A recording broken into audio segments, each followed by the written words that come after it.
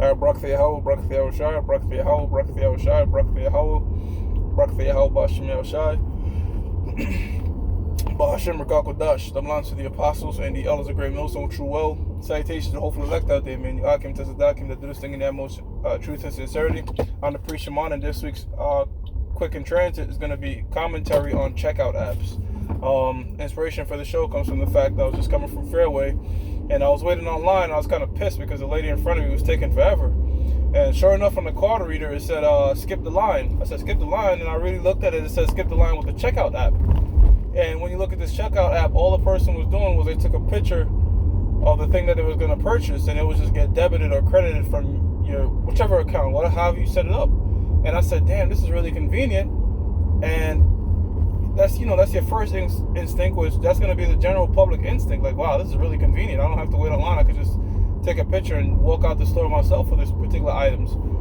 And then Revelations, the 3rd chapter, the 18th verse kicked in, with that eye salve, to understand what's really going on around you and linking things around you with scriptures, man. All right. And the first scripture that popped in my mind was Genesis, the 3rd chapter, the 1st verse, how the beast was, the serpent was more subtle than all the beasts. Right, the serpent being Esau, all right, the elites of this world, all right, all Edomites, because Job 9, I mean, yeah, you have elites of the other nation, but the ones that's mainly running the world, all right, the Rothschilds, the Wahlbergs, all right, come to find out they all are the same family because they all intermarry, all Edomites, all right, they're that serpent of all the beasts of all the other nations. They're very subtle, and they move things gradualism. Just like how a serpent is very patient to pounce on his prey, these elites are very patient in their planning. Sometimes they can plan things 300, 400 years in the making. Now, why is that? Well, they understand the concept of reincarnation. They know that these particular plans that they institute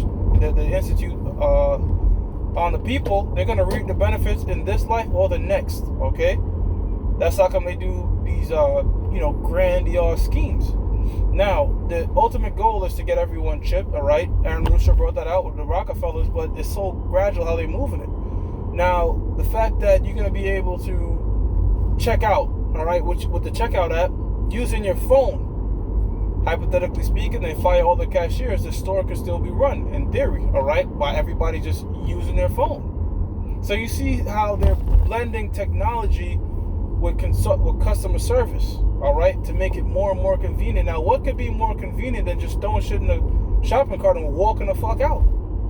They show you that in that commercial where the dude just has shit on him. He looked like he was a thief because he had a used Trenco, all the shit in it. But the guy just said, hey, look, you forgot something, because everything was debited to his RFID microchip, man. This is the mark of the beast uttered in the book of Revelations, all right?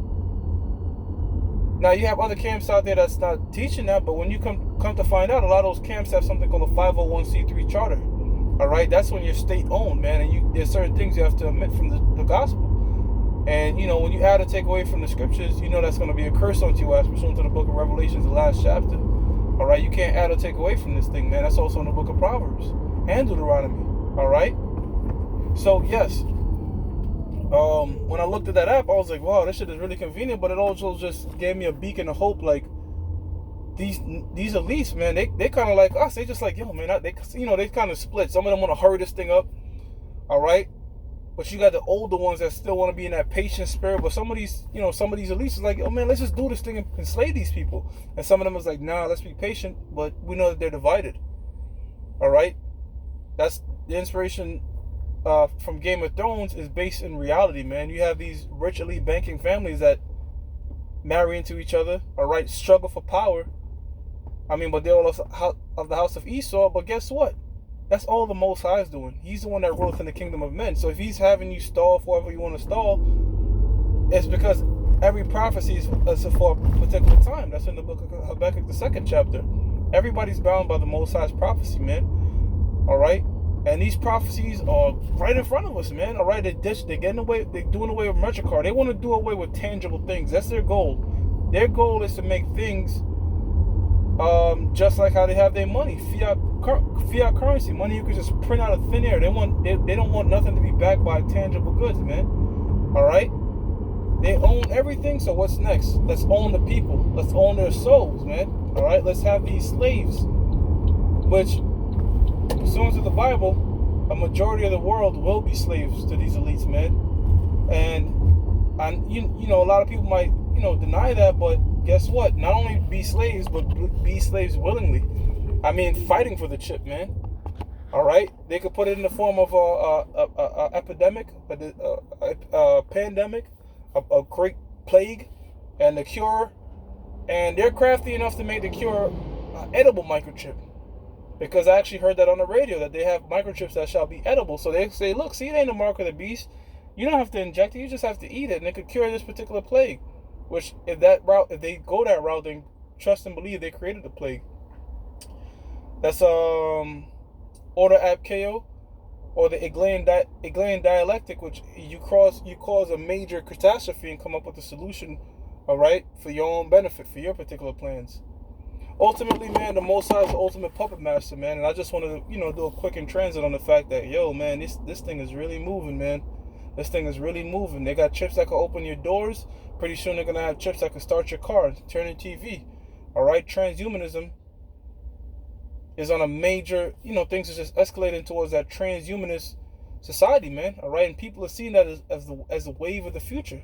All right, damn near getting online and pulling out cash looks like, you know, piss people off. It looks very obsolete. So, hey, man, they're going to make credit cards obsolete. All right?